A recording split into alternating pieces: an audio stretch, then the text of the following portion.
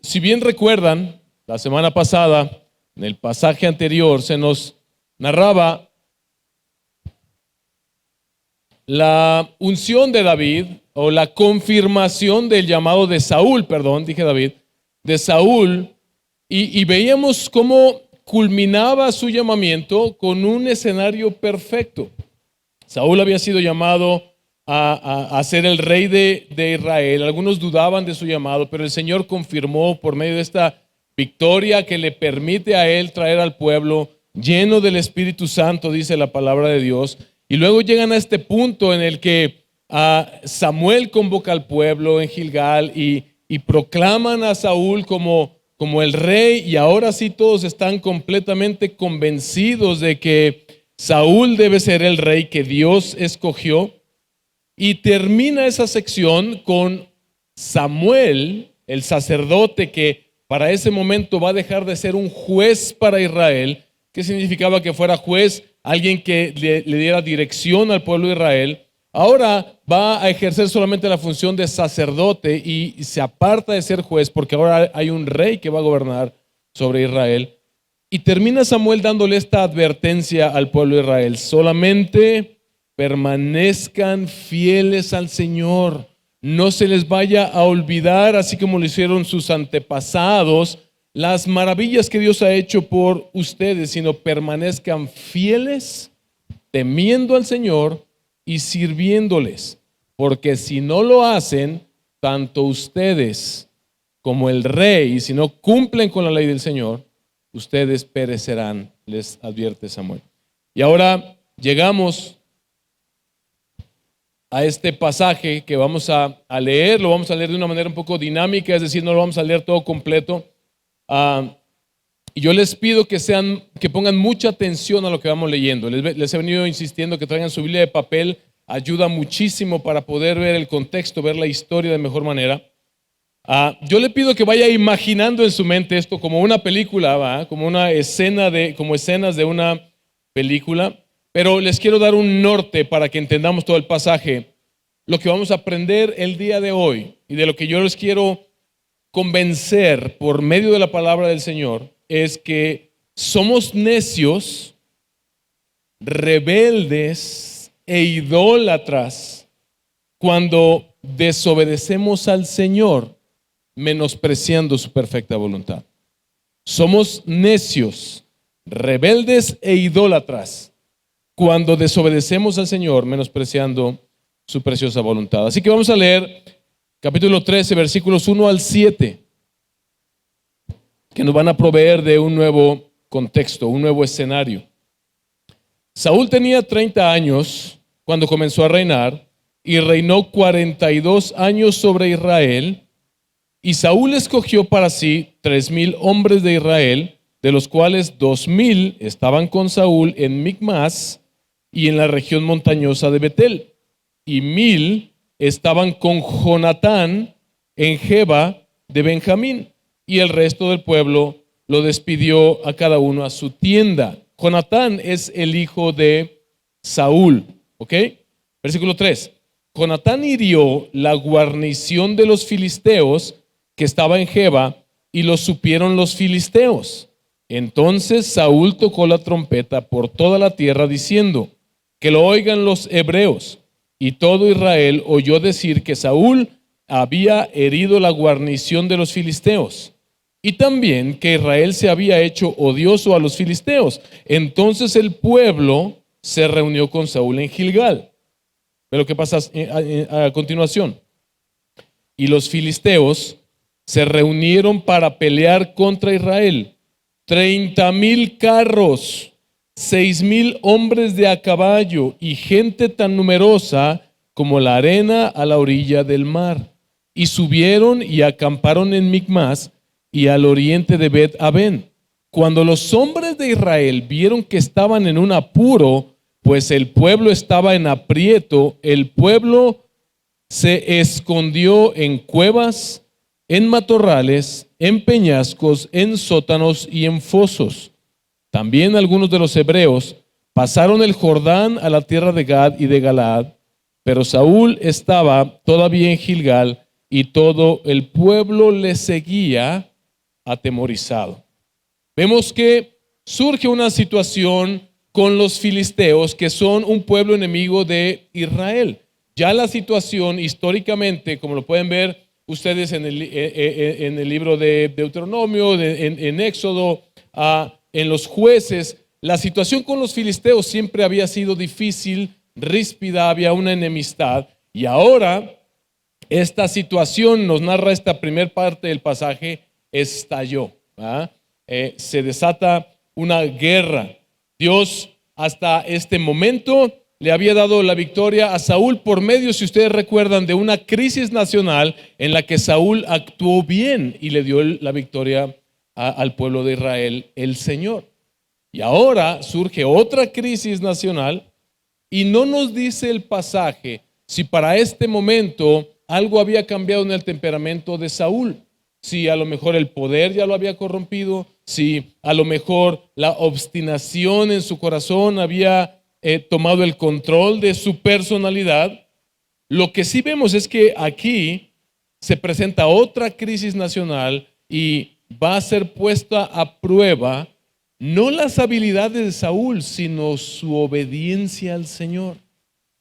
¿Qué fue lo que Samuel le recordó al pueblo? Solamente no olviden al Señor, teman al Señor, sírvanle y permanezcan fieles y obedientes a Él, porque si no lo hacen van a morir. Y ahora aquí Saúl está ante una prueba sumamente difícil. El pasaje nos dice que cuando él comenzó a reinar tenía alrededor de 30 años y no sabemos cuántos años pasaron, pero vemos que aquí ya tiene un hijo capaz de dirigir un ejército. Vemos que Saúl se hizo de un ejército de unos 3,000 hombres, 2,000 estaban con él, 1,000 estaban con Saúl. Tampoco se nos dice por qué solamente 3,000. ¿Viste la diferencia con el ejército de los filisteos? No se nos dice por qué solamente 3,000, pero más adelante parece que se nos va a revelar un poquito de por qué solamente 3,000. Al parecer, en ese tiempo, el pueblo de Israel no tenía propios herreros que forjaran armas para el pueblo. La mayoría eran agricultores, incluso dependían de otros pueblos para que les proveyeran de estas herramientas. Entonces, 2,000 hombres están con Saúl y 1,000 con Jonatán, y Jonatán toma una iniciativa en la que él hace una avanzada, ataca un puesto de los filisteos y los vence. Y parece que Saúl se motiva con esto y convoca, dice ahí que toca la trompeta. Ese es un llamado a la guerra para todo el pueblo y dice, vamos a ir a la guerra contra los filisteos. Pero los filisteos, al escuchar esto, se preparan y dice que tienen un ejército enorme que ni siquiera se puede contar, dice ahí como la arena en la orilla del mar. 30,000, son 30,000 carros y 6,000 hombres de a caballo. O sea, era un ejército verdaderamente imponente. ¿Y qué pasa con el pueblo de Israel? Se atemorizan. Pues ve la diferencia, 3,000 soldados contra 30,000 carros, 6,000 hombres de a caballo y aparte un ejército como la arena en la orilla del mar.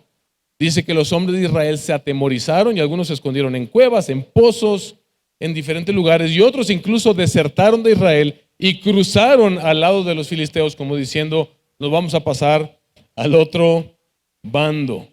Los israelitas estaban desmoralizados, se escondieron, estaban atemorizados. Y entonces aquí es donde se somete a prueba el liderazgo de Saúl.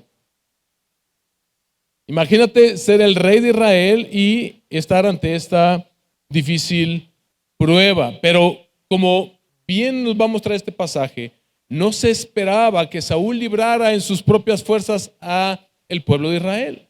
En el pasaje anterior vimos cómo fue por la llenura del Espíritu Santo y por la obra del Señor que ellos pudieron lograr esta victoria en el pasaje anterior.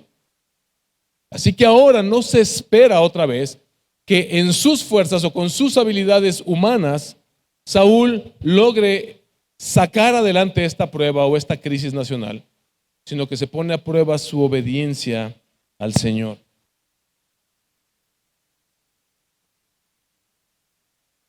La pregunta que surge es, entonces Saúl se acordará del discurso de Samuel, el discurso de despedida, y va a Saúl a confiar solamente en el Señor, dando ejemplo a toda la nación, siendo él el rey, dando ejemplo a toda la nación de cómo confía en el Rey eterno, quien es el verdadero Rey de Israel.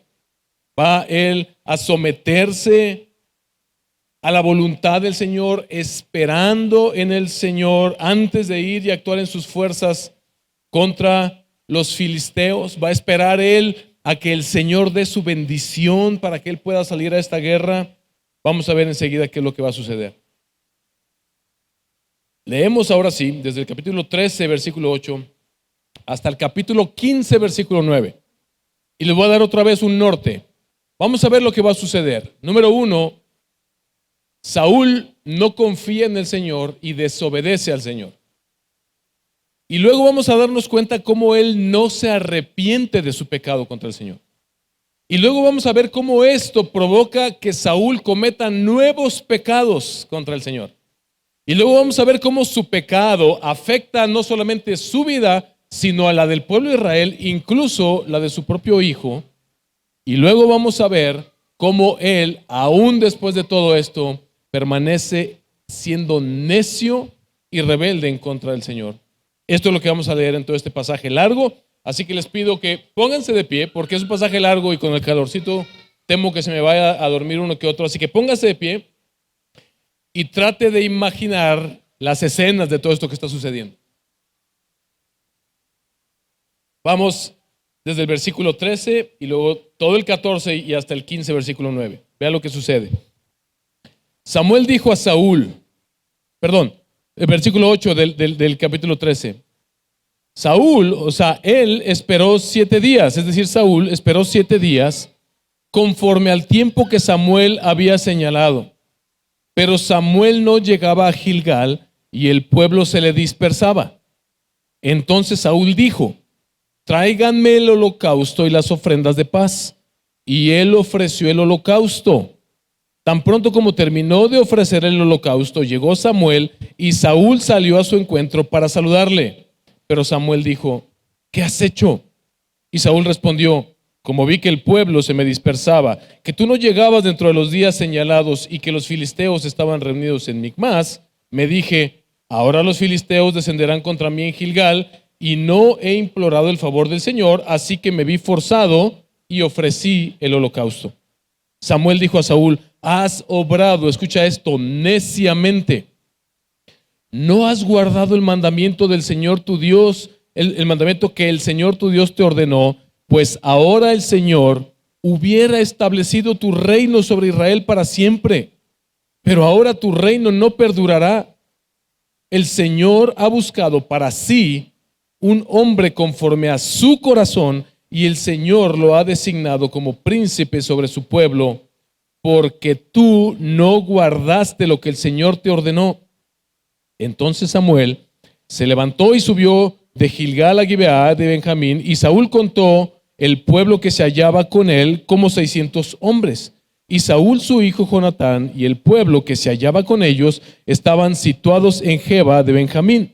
Mientras los filisteos acampaban en Micmas, y salió una avanzada del campamento de los filisteos en 3 compañías. Una compañía se dirigió al camino de Ofra, a la tierra de Sual. Otra compañía se dirigió por el camino de Bet Jorón, y la otra compañía se dirigió por el camino de la frontera que mira sobre el valle de Seboim hasta el desierto.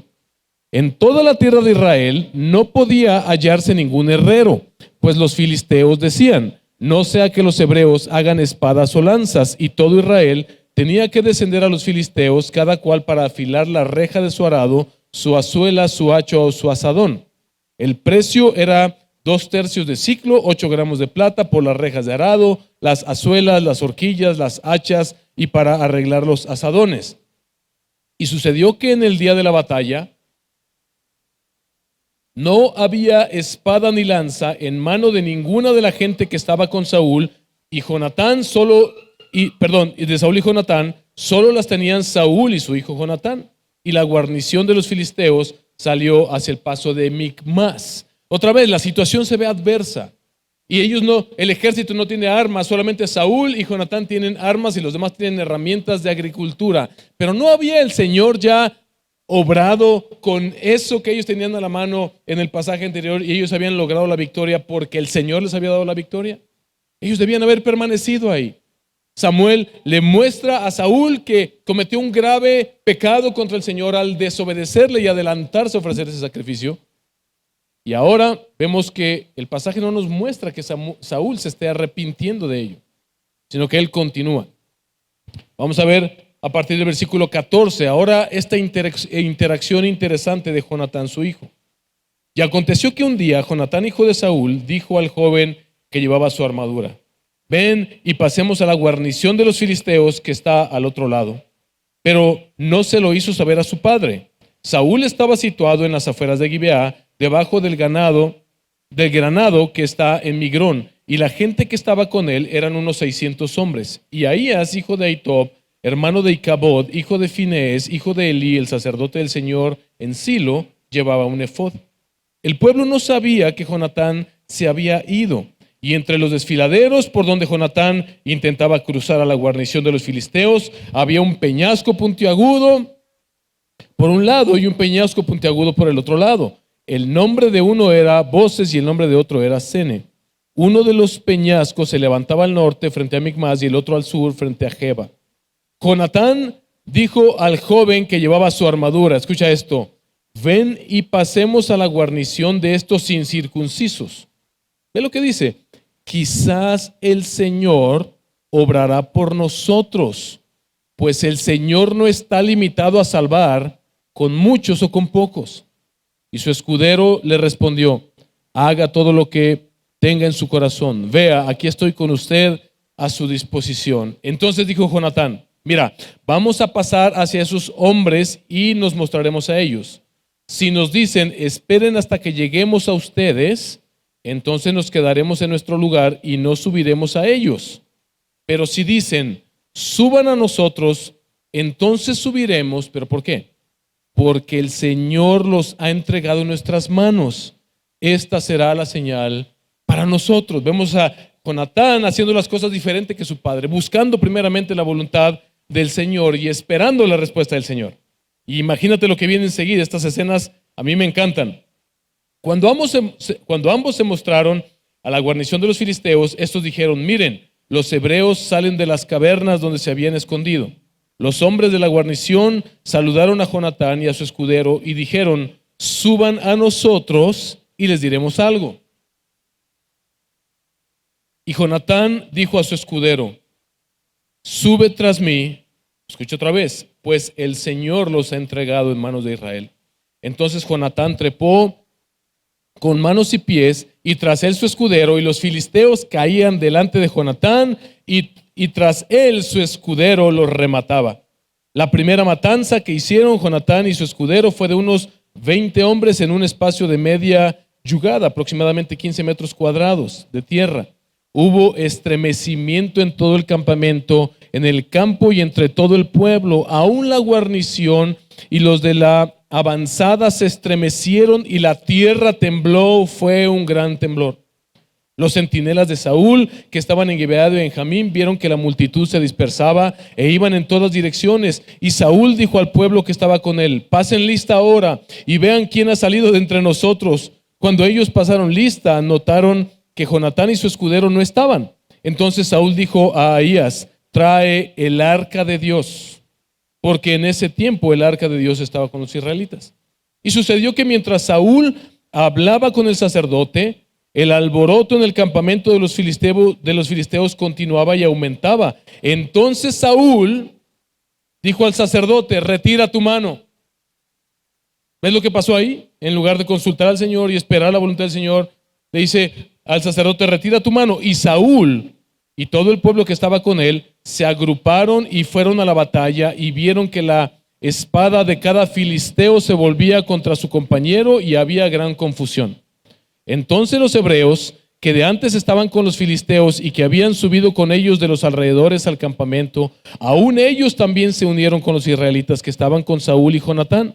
Cuando todos los hombres de Israel que se habían escondido en la región montañosa de Efraín oyeron que los filisteos habían huido, ellos también los persiguieron muy cerca en la batalla.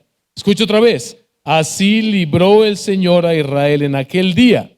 La batalla se extendió más allá de Bet-Aven. ¿Por qué les dio Dios la victoria? ¿A quién utilizó el Señor aquí para la victoria? A Jonatán. ¿Y cuál fue la diferencia? Él buscó la voluntad del Señor, esperó en la voluntad del Señor, mientras que Saúl hizo todo lo contrario en sus fuerzas. Ahora, ve lo que sucede enseguida. Cómo empiezan esas decisiones malas de Saúl a afectar a los demás. Pero los hombres de Israel, que estaban en un gran aprieto aquel día, porque Saúl había puesto al pueblo bajo juramento, diciendo: maldito sea el hombre que tome alimento antes del anochecer, antes de que me haya vengado de mis enemigos. Y nadie del pueblo probó alimento. Y todo el pueblo de la tierra entró en el bosque, y había miel en el suelo. Y al entrar el pueblo en el bosque, vieron que la miel destilaba, pero nadie se llevó la mano a la boca, porque el pueblo temía el juramento. Pero Jonatán no había oído cuando su padre puso al pueblo bajo juramento, por lo cual extendió la punta de la vara que llevaba en su mano, la metió en un panal de miel y se la llevó a la boca, y brillaron sus ojos. Entonces uno del pueblo le dijo: tu padre puso bajo estricto juramento al pueblo y dijo: maldito sea el hombre que tome alimento hoy. Y el pueblo estaba desfallecido. ¿Quién le dijo a Saúl que le prohibiera esto al pueblo? ¿Y quién le dijo a Saúl que esa venganza era para sí mismo? Él peca ahora de imponer al pueblo un yugo que el Señor no le había mandado poner sobre ellos. Versículo 29. Entonces Jonatán dijo: mi padre ha traído dificultades a esta tierra. Vean ahora cómo brillan mis ojos, porque probé un poco de esta miel. ¿Cómo sería si el pueblo hubiera comido hoy libremente del despojo que encontraron de sus enemigos? Pues hasta ahora la matanza entre los filisteos no ha sido grande. Imagínate un ejército peleando una batalla real a muerte sin probar bocado alguno, porque este rey los puso bajo este juramento para vengar su nombre, según él. Versículo 31. Aquel día, después de herir a los filisteos desde Micmas hasta Ajalón, el pueblo estaba muy cansado. Entonces el pueblo se lanzó sobre el despojo y tomó ovejas, bueyes y becerros y los mataron en el suelo, y el pueblo los comió con la sangre. Y avisaron a Saúl: ven, porque el pueblo está pecando contra el Señor, comiendo carne con la sangre. Y él dijo: han obrado pérfidamente, tráiganme una piedra grande inmediatamente. Y Saúl añadió: dispérsense entre el pueblo y díganles: tráiganme cada uno de ustedes su buey o su oveja, mátenlos aquí y coman, pero no pequen contra el Señor, comiendo carne con sangre. Y aquella noche todo el pueblo trajo cada cual su buey consigo, y los mataron allí. Y edificó Saúl un altar al Señor. Este fue el primer altar que él edificó al Señor. Fíjate este contraste entre su desobediencia, entre su imposición de algo que el Señor no dijo al pueblo, y ahora dándoselas de muy santo, diciendo: no pequen contra el Señor. Y luego él se digna a erigir un altar para el Señor. Entonces Saúl dijo: descendamos contra los filisteos de noche, tomemos despojo de entre ellos hasta el amanecer, y no dejemos ni a uno de ellos. Y ellos dijeron: haz lo que te parezca bien. Entonces el sacerdote dijo: acerquémonos a Dios aquí.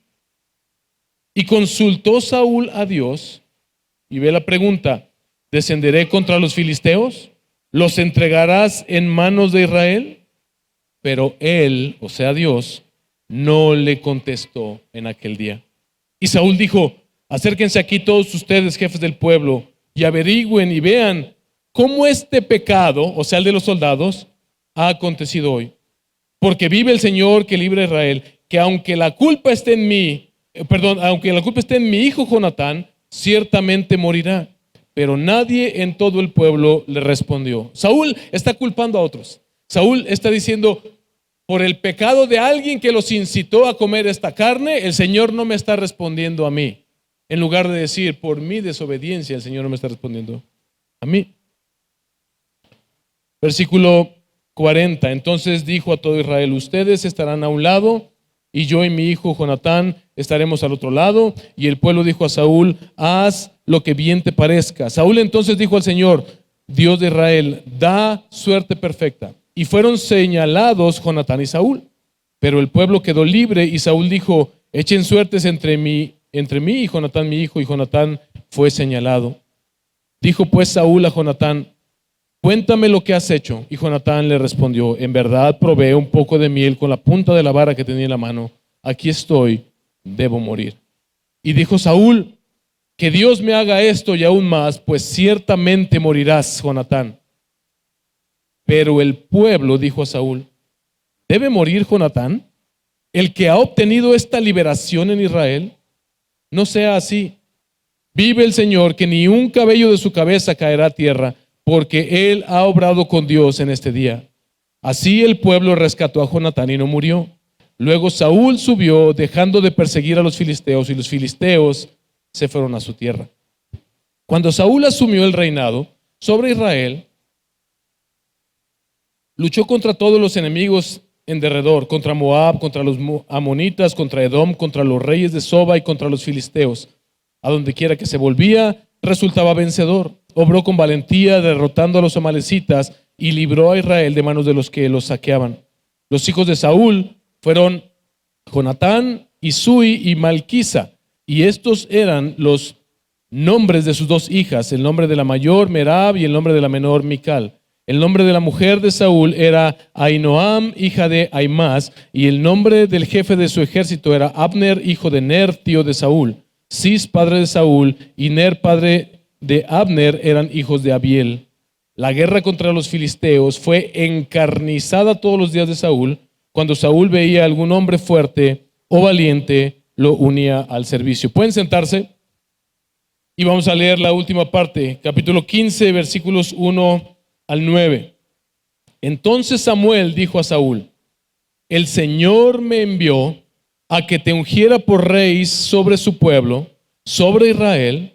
Ahora pues está atento a las palabras del Señor. Samuel ya le había dicho que el Señor lo había desechado por su desobediencia, y ahora parece que el Señor le presenta una nueva oportunidad a Saúl. Versículo 2. Así dice el Señor de los ejércitos: yo castigaré a Amalec por lo que hizo a Israel cuando se puso contra él en el camino mientras subía de Egipto. Ve ahora y ataca a Amalec y destruye por completo todo lo que tiene y no te apiades de él. Antes bien, da muerte tanto a hombres como a mujeres, a niños como a niños de pecho, a bueyes como a ovejas, a camellos como a asnos. Entonces Saúl convocó al pueblo y los contó en Telaim, 200,000 soldados de a pie y 10,000 hombres de Judá. Saúl fue a la ciudad de Amalec y se emboscó en el valle. Y dijo Saúl a los kenitas: váyanse, apártense, desciendan de entre los amalecitas para que yo no los destruya junto con ellos, porque ustedes mostraron misericordia a todos los israelitas cuando subían de Egipto. Entonces los kenitas se apartaron de entre los amalecitas. 7. Saúl derrotó a los amalecitas desde Havila en dirección a Shur, que está al oriente de Egipto. Ve lo que pasa enseguida. Capturó vivo a Agag, rey de los amalecitas, y destruyó por completo a todo el pueblo a filo de espada. Pero Saúl y el pueblo perdonaron a Agag. Y lo mejor de las ovejas, de los bueyes, de los animales engordados, de los corderos y de todo lo bueno. No lo quisieron destruir por completo, pero todo lo despreciable y sin valor lo destruyeron totalmente. Vamos a regresar un poquito al inicio de esta segunda parte de la narrativa. Vemos la rebelión en contra del Señor y el grave pecado de Saúl de desobedecer al Señor.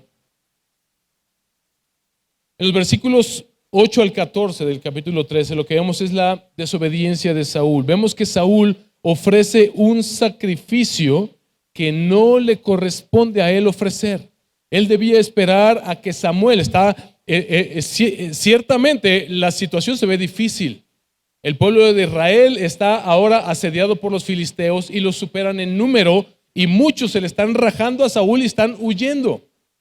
Pero él es llamado a confiar en el Señor y a esperar por la voluntad del Señor. Tal vez esto lo habían pactado Samuel y Saúl en aquel momento en que Samuel le leyó la ley a Saúl y al pueblo. El pasaje nos deja ver algo que para algunos de ustedes pudiera parecer muy exagerado. ¿El rey no podía ofrecer sacrificios? Sí, sí podía ofrecer sacrificios. ¿Cuál es el problema aquí? Que Saúl está actuando como un rey pagano cualquiera. ¿Qué fue lo que el Señor les dijo en Deuteronomio al pueblo? El rey que los gobierne no será como un rey de las demás naciones. Ustedes son un pueblo escogido, son mi pueblo y van a actuar bajo mis ordenanzas. Lo que Saúl hace es lo que hacían todos los reyes paganos de aquella época. Ofrecían un sacrificio a su Dios y pensaban que con cumplir con este ritual ya ellos iban a tener el beneficio sobre sus vidas para obtener la victoria.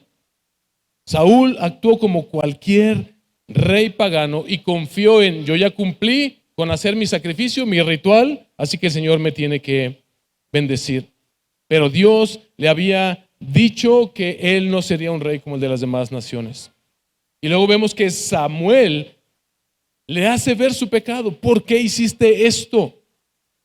Tú debías haber esperado en el Señor y yo tenía que ofrecer el sacrificio. Samuel ya no es el juez de Israel, pero sigue siendo el sacerdote que Dios había instituido en Israel.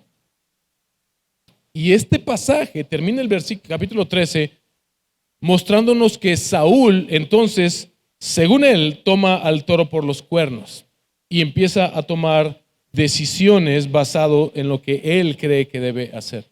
Y no vemos que se arrepienta por su pecado. No hay arrepentimiento en él y él empieza a comandar al ejército y decir: ok, entonces esto es lo que vamos a hacer. El capítulo 14 es bastante interesante porque vemos cómo Dios sigue cumpliendo su promesa. ¿Recuerdas que la semana pasada vimos que Samuel le dijo al pueblo de Israel: mira, ustedes han pecado contra el Señor al pedir un rey para ustedes cuando Dios mismo es su rey, pero no teman, solo teman al Señor. Es decir, no tengan miedo, el Señor no los va a desechar. Él se ha complacido en escogerlos y Él será fiel en salvarlos. Él siempre ha sido fiel en salvarlos. Y el Señor, vemos aquí, que es el verdadero rey, permanece fiel en salvar al pueblo. Pero lo hace por medio de Jonatán. Y el pasaje nos muestra este contraste. ¿Qué hace Jonatán? Si bien toma una iniciativa, pero le dice a su escudero: ¿sabes qué? Vamos a ir a estos incircuncisos y lo vamos a enfrentar, pero solamente si vemos que el Señor nos da la victoria. Y él pide una señal al Señor y él espera para que Dios le dé la confirmación. Jonatán busca la voluntad del Señor. Y vemos en ese mismo pasaje que la reacción de Saúl cuando ve este alboroto, o sea, imagínate la escena, o sea, está un pelotón enorme de los filisteos y nomás ves a dos pelados que van subiendo y salen volando soldados de filisteos por todos lados y su escudero los va rematando ahí atrás y, o sea, como estas películas de Avengers, ¿no? Cuando llega Hulk y empieza a aventar para todos lados a todos los malosos. Una victoria increíble. ¿Y Saúl cómo responde? Dice: ok, vamos a ir y vamos a atacar a los filisteos. Este es el momento en el que lo podemos hacer. Y él, ¿qué es lo que hace? Vuelve a pecar contra el Señor. Dice: ok, otra vez, tráiganme el arca. Voy a cumplir otra vez con mi ritual. Tráiganme el arca. Ok, ya me dijo Samuel que pequé de no escuchar al Señor. A ver, vamos a ver qué dice el Señor en esta ocasión. Le dice el sacerdote, que era un descendiente de Elí. Le dice el sacerdote: mira, debes buscar al Señor. Ya te dijo Samuel que estás mal. Debes buscar al Señor. Dice: ok, que traigan el arca. Vamos a buscar la voluntad del Señor. Y el Señor no le responde. ¿Qué debió haber hecho él?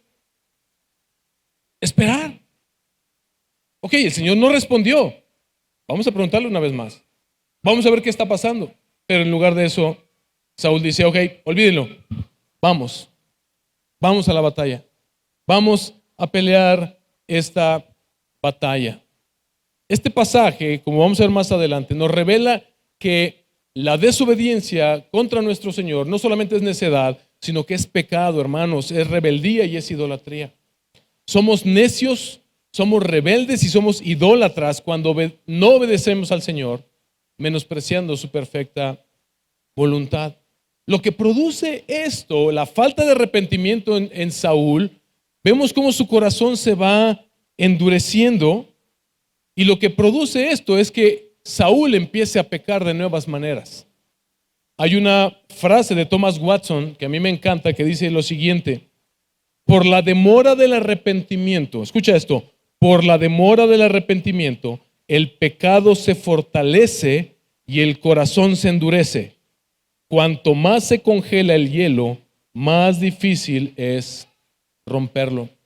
Saúl, en lugar de arrepentirse, continúa obrando en sus fuerzas. Y vemos aquí la necedad de Saúl como líder para el pueblo.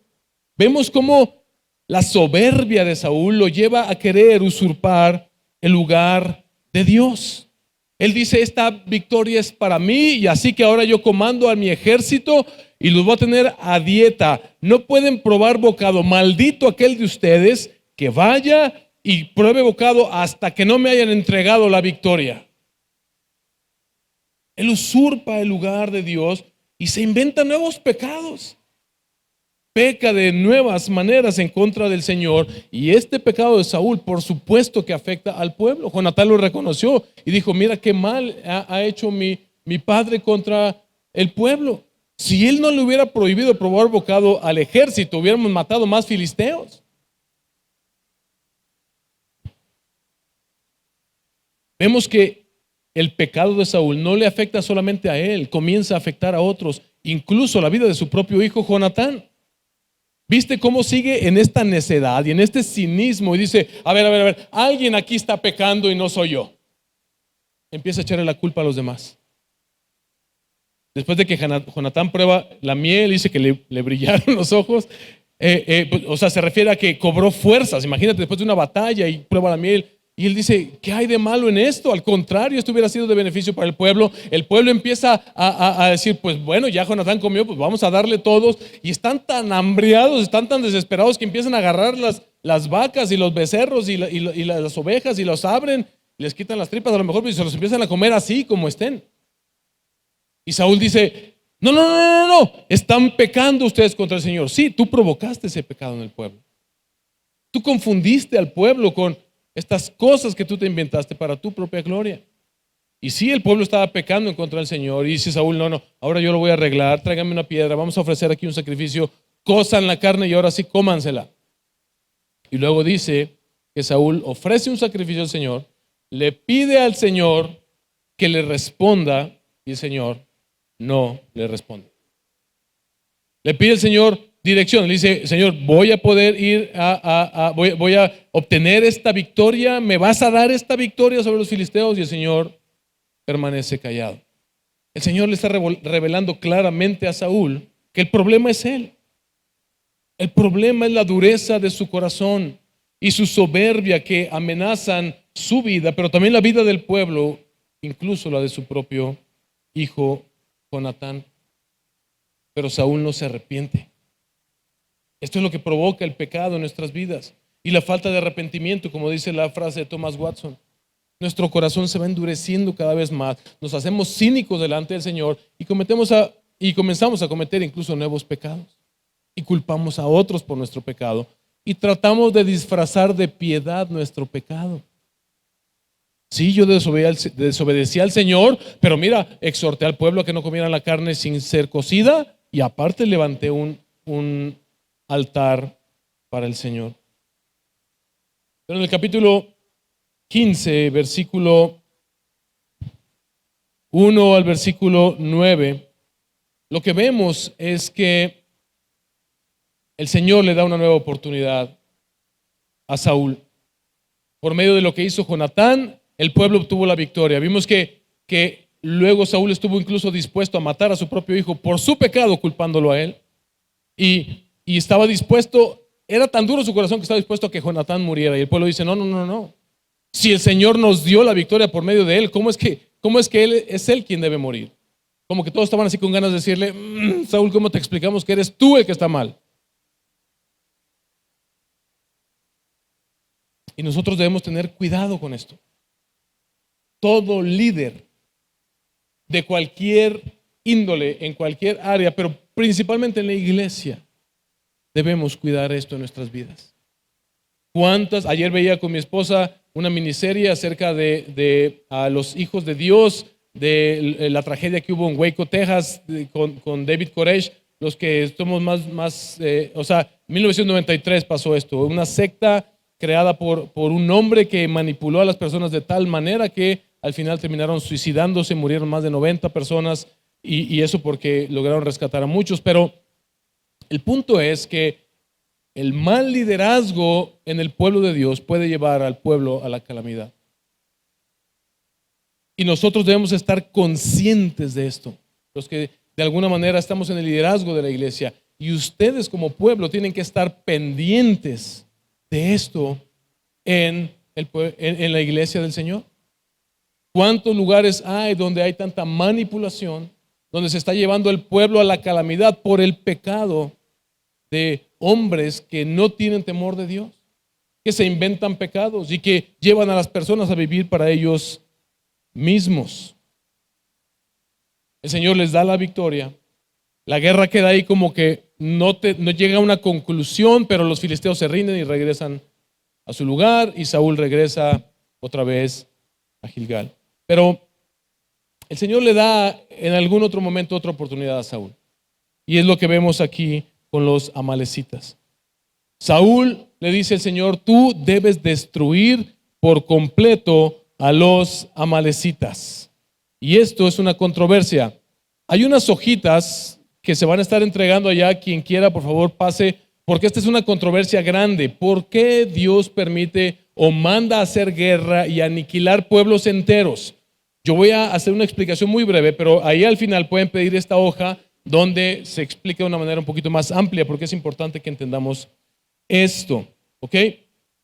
Pero en Éxodo capítulo 17, versículos 14 al 16, el Señor había prometido destruir por completo a Amalec, que como nos dice el pasaje de Samuel, se opusieron a que el pueblo de Israel llegara a la tierra prometida. Esto es importante. Éxodo 17, 14 al 16. Entonces dijo el Señor a Moisés, escribe esto en un libro para que sirva de memorial y haz saber a Josué que yo borraré por completo la memoria de Amalec debajo del cielo. Y edificó Moisés un altar y le puso por nombre el Señor es mi estandarte y dijo, el Señor ha jurado, el Señor hará guerra contra Amalec de generación en generación. Esta medida de parte del Señor nos puede parecer extremadamente cruel y dura.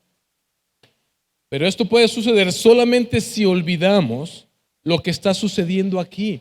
Dios estaba estableciendo su reino en la tierra. Esto va más allá que simple historia historia de la humanidad.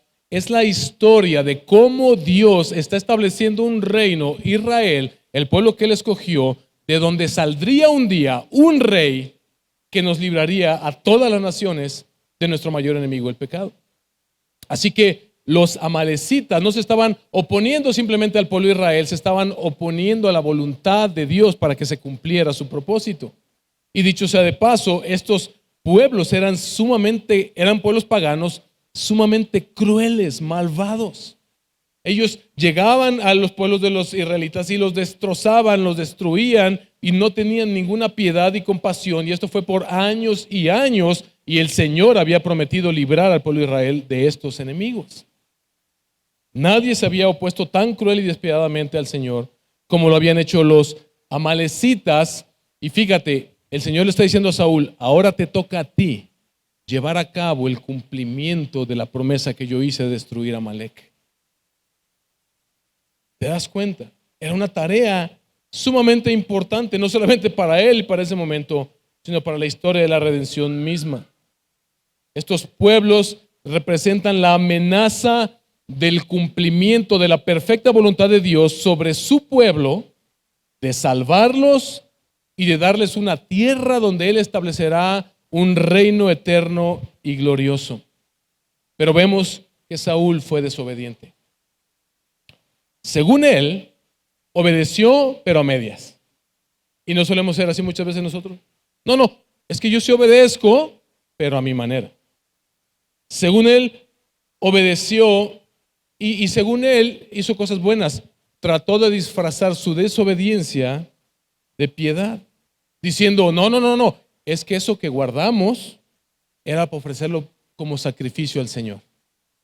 ¿Y qué dijo el Señor que hiciera? ¿Qué fue lo que el Señor le había ordenado? Los destruyes por completo.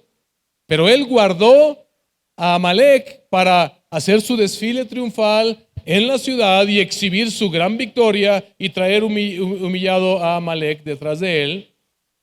Y guardó los animales, según él, para ofrecerlos como sacrificio al Señor.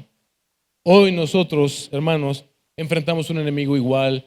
Nuestro enemigo, nuestro Amalek, es el pecado. Satanás trata de infiltrar nuestras mentes y nuestros corazones con el pecado que nos acecha de la misma manera, que busca destruir la perfecta voluntad de Dios para nuestras vidas. Por lo tanto, nosotros debemos ver el pecado de la misma manera. Es un enemigo que nos quiere destruir y que debe ser aniquilado por completo. Debe ser destruido por completo. No debemos ver el pecado como un gatito que de vez en cuando puedes acariciar y que puedes controlar. Y parte de nuestra tarea como pastores, al igual que lo fue Samuel con Saúl,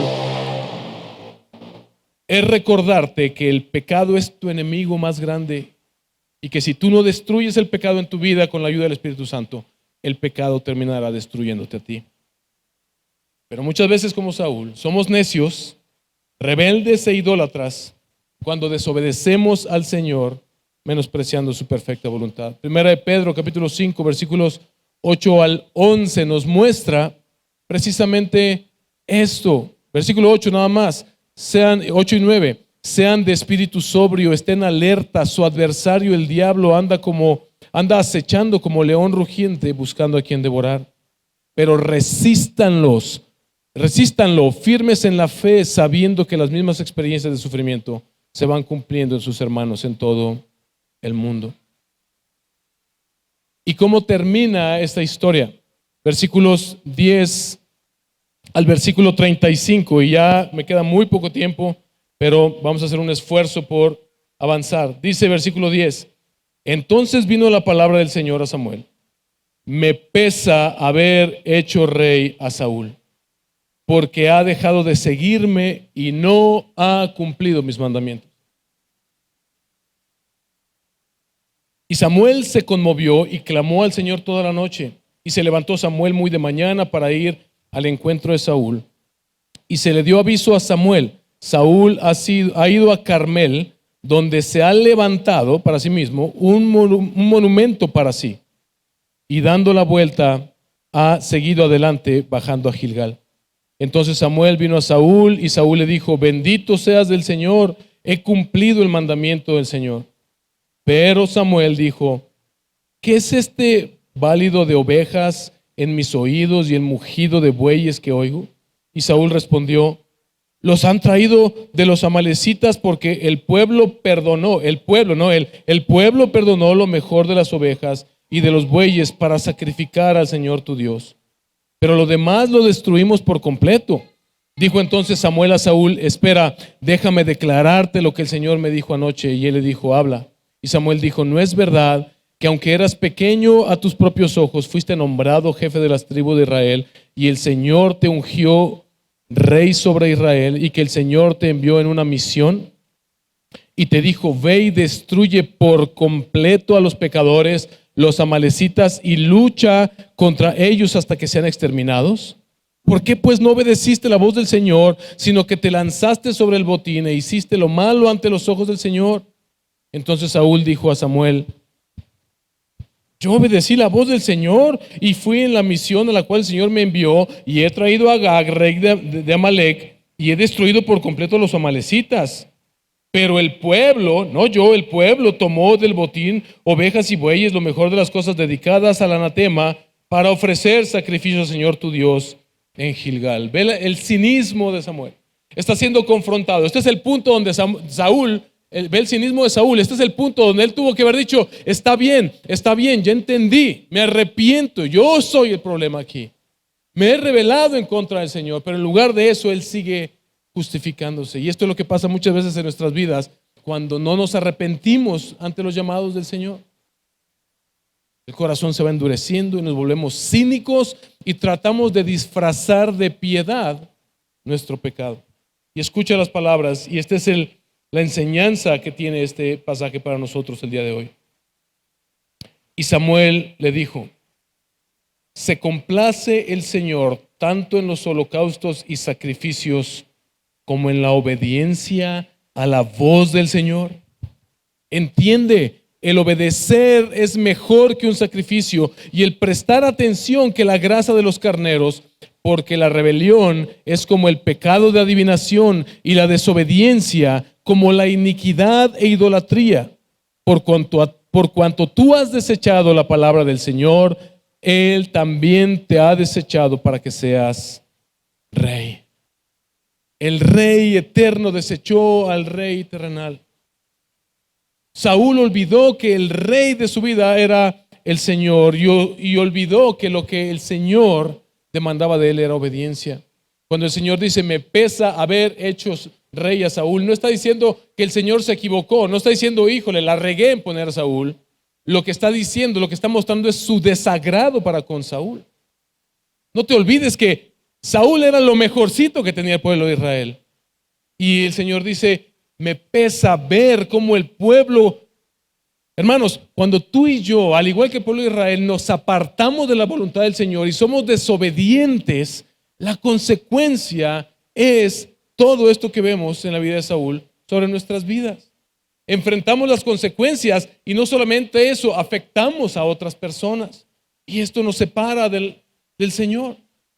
Y al Señor le pesa vernos en esa condición. Sin importar que Saúl haya permanecido infiel al Señor y haya permanecido neciamente justificándose a sí mismo, algo que no debemos olvidar es que Dios es un Dios de misericordia. Y Dios termina desechando a Saúl del reinado, aunque no sucede en este mismo momento, pero el siguiente domingo vamos a ver quién es ese nuevo rey que Dios va a poner en lugar de Saúl. Pero esto no nos debe llevar a pensar que el Señor no pudo perdonar finalmente el pecado de Saúl. Muchos de ustedes y yo viví mucho tiempo en esta condición en la que, igual que Saúl, no me arrepentí del Señor en el primer llamado y seguí pecando una y otra vez, endureciendo mi corazón, tratando de disfrazar de piedad mi desobediencia. Pero un día el Señor nos llama y nos dice de manera definitiva, este es el día en que debes dejar atrás toda maldad en tu vida, toda desobediencia y venir al Señor, de lo contrario serás destituido.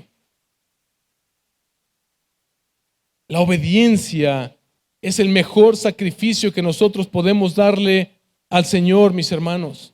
Y como dice este pasaje, somos necios, rebeldes e idólatras cuando desobedecemos al Señor, menospreciando su perfecta voluntad. Y no lo digo yo, lo dice el Señor. A través de Samuel le dice a Saúl, ¿se complace el Señor tanto en holocaustos y sacrificios como en la obediencia a la voz del Señor? Entiende, es obedecer el mejor sacrificio y prestar atención que la gracia de los carneros, porque la rebelión es como pecado de adivinación y la desobediencia como la iniquidad y la idolatría. Por eso mi argumento es que somos necios. Samuel le dijo a Saúl, eres necio por cuanto desobedeciste al Señor.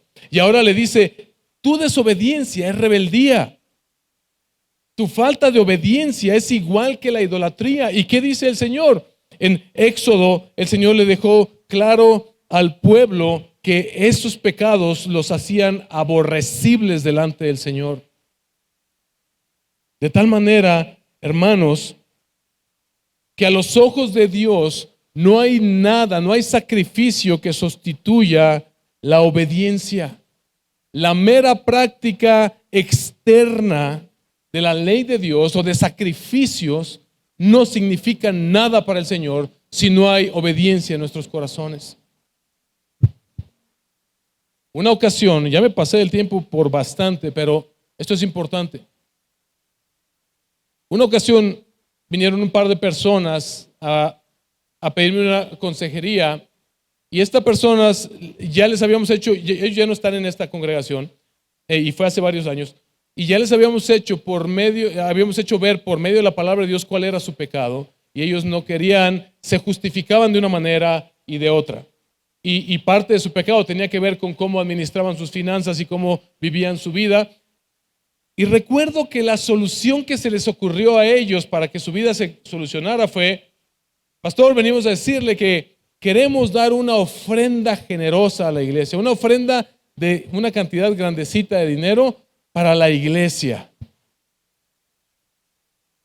Y parte de su problema, de su pecado, era que estaban atentando contra lo que el Señor nos manda en su palabra en cuanto a la administración de nuestros bienes.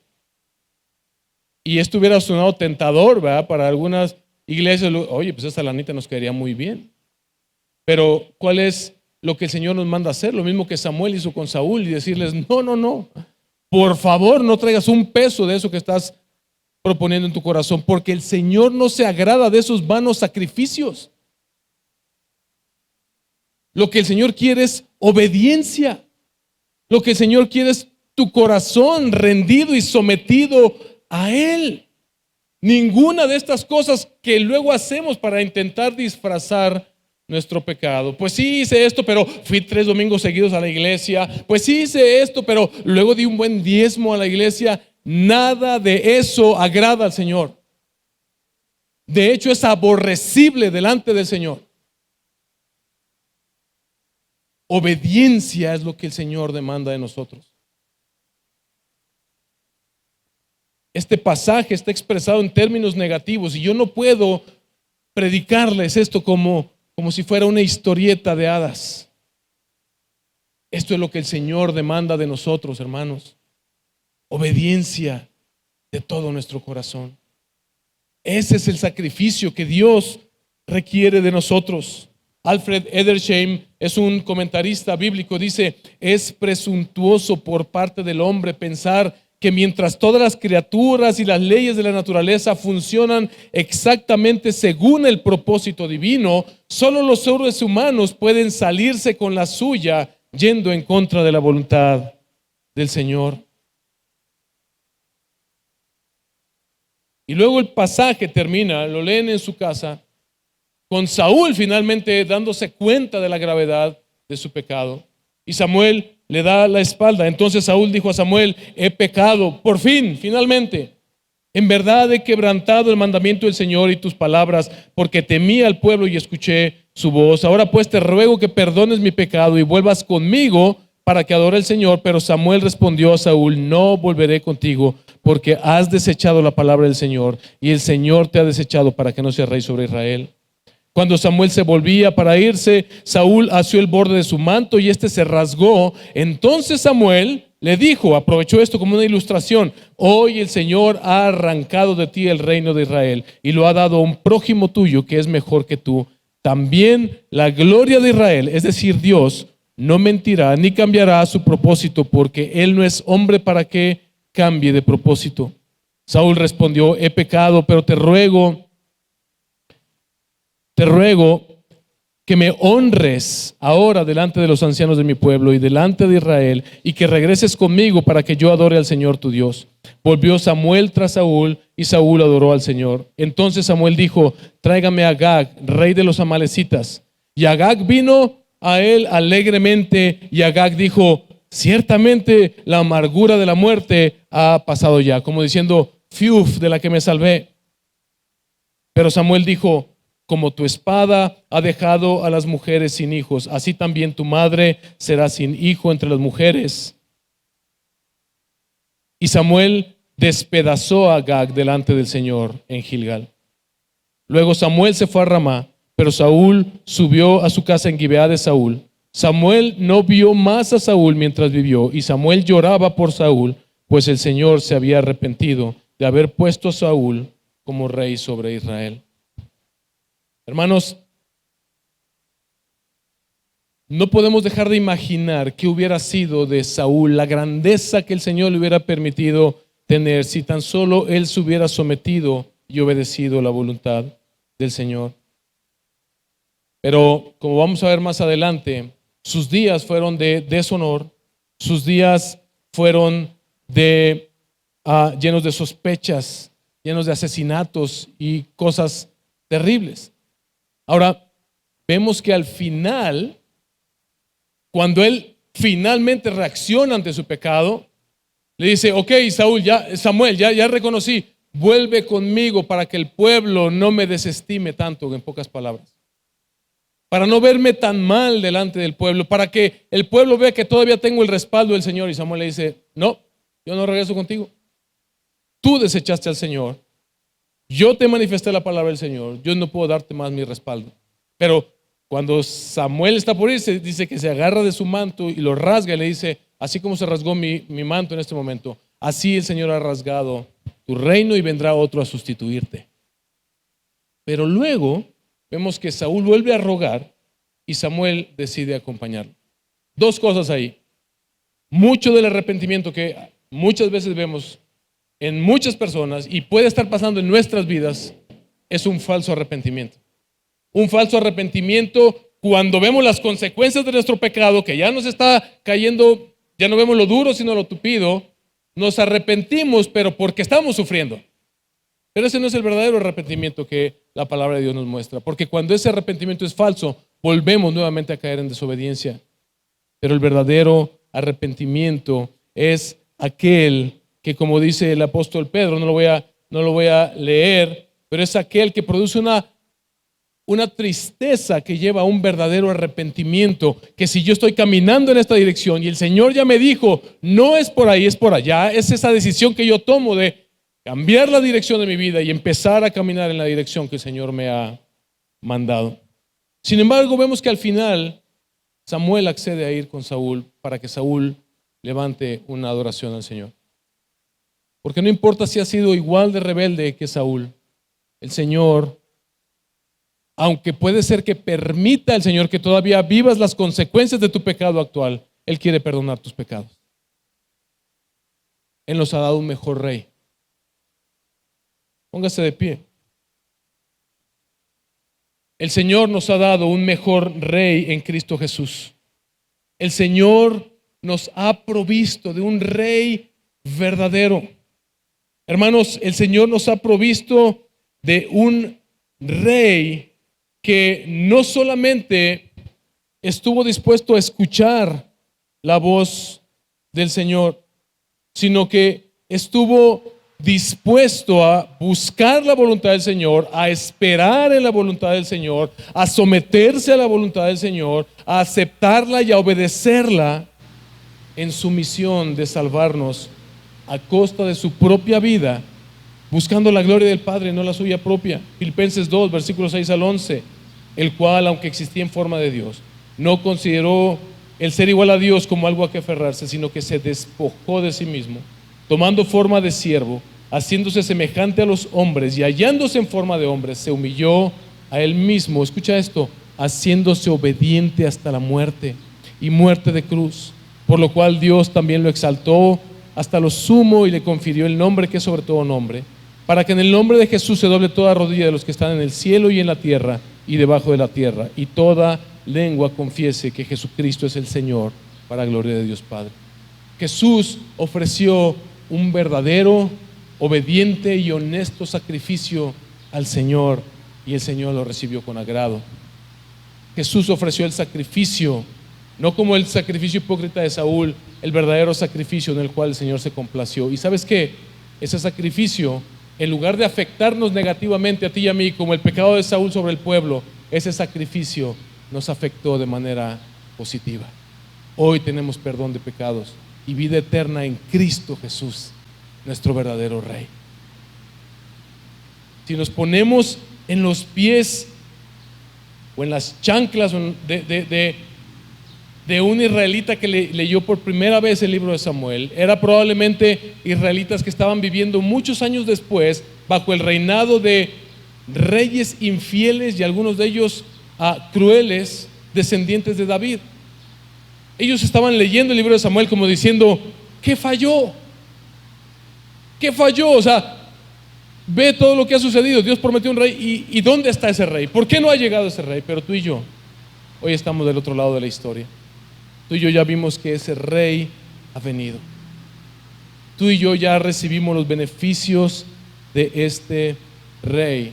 Por lo tanto, la gracia que Dios ha extendido en Cristo nos lleva a un mayor compromiso con la obediencia a nuestro Señor, porque ya no hay más rey que vaya a venir, ya no hay más sacrificio que se pueda ofrecer por nuestros pecados. Hermanos, cuando somos desobedientes al Señor, las consecuencias nos afectan a nosotros, pero también afectamos a los que están a nuestro alrededor. La misma tentación que sufrió Saúl es la misma de nosotros: olvidar que no somos los reyes de nuestras vidas, sino que Cristo es el Rey de nuestras vidas. Yo quiero llamarte hoy al arrepentimiento. Si tú reconoces que has pecado contra el Señor y el Señor te ha mostrado que estás yendo en contra de su voluntad, arrepiéntete hoy, porque si no te arrepientes hoy, tu pecado va a seguir engendrando más pecados y más pecados que van a endurecer tu corazón hasta que seas completamente desechado. Pero hoy tienes la oportunidad en Cristo Jesús de pedir este perdón genuino que viene de parte del Señor. Hermanos, la desobediencia es idolatría. La desobediencia es idolatría porque es colocarnos a nosotros mismos en el lugar del Señor. Así como Jonatán, debemos buscar la voluntad del Señor para nuestras vidas y esperar aun cuando parece que el Señor se tarda. Como Samuel, nosotros como pastores nos comprometemos a no solamente darles palmaditas en la espalda. Queremos siempre llenarlos de ánimo, de gozo, del gozo que hay en la gracia de Cristo Jesús, pero también es nuestro deber llamarlos al arrepentimiento. Nuestro modelo es Cristo. Nuestro modelo de obediencia es Cristo, y no solamente es un ejemplo a seguir, Él nos ha capacitado con su Espíritu Santo para mantenernos obedientes al Señor. Si tú no le has entregado tu vida a Cristo todavía, hoy es el día en que puedes arrepentirte de tus pecados y dejar de intentar ser el rey de tu vida y entregarle tu vida al Rey que quiere darte vida eterna, que quiere hacerte parte de su pueblo, llevarte a esa tierra prometida sin que nadie se pueda interponer. El que quiere destruir a tu más grande enemigo, que es el pecado que te destruye, y quiere darte vida eterna en Cristo Jesús. Ven a Cristo hoy. Hermanos, somos necios, rebeldes e idólatras cuando desobedecemos al Señor, menospreciando su perfecta voluntad.